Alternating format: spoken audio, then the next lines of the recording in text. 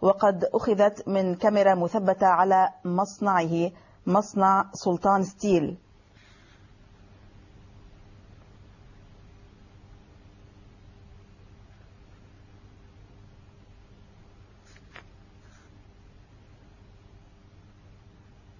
نعم، نحن الآن نشاهد في أعلى الشاشة الطائرة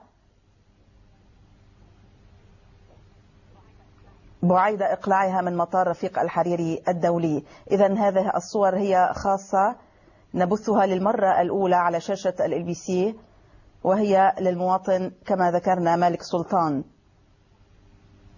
وقد ظهرت فيه. والآن نشاهد الساعة، كانت الساعة 2:31 و5 ثواني، يعني في هذه اللحظات تقريبا وقع الحادث، وقعت الكارثة، ونحن نعيد الآن بث الصورة ونشاهد الطائرة في أعلى الشاشة.